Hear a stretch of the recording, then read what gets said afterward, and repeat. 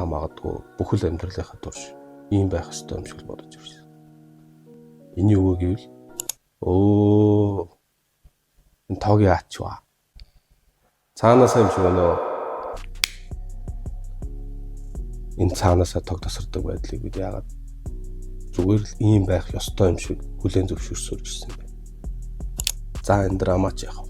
Энэ сэдвээр бид нэр одоо нэг улс төр засаг цахилгаан станцын дээр ярихгүйгээр хамгийн ойрын байж болох гаргалгаа ярь. Миний та бүхэнд хэлдэг байгаа байр авахта бүх талаас нь шалгаж аваагүй бас нэг жишээ. Учир нь ихэнх барилгын цахилгааны зураг төсөлд нөөц цахилгаан үсгүр төлөвлөсөн байдаг.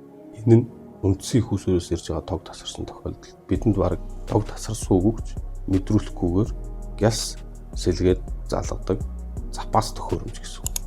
Магадгүй таны төлсөн мөнгөнд энэ төхөөрөмж болон үйлчлэгээ багтсан байсныг мэдлгүйгээр нөгөө л цаанаасаа гэдэг үгтэйгээ эвлэрсээр байж болох.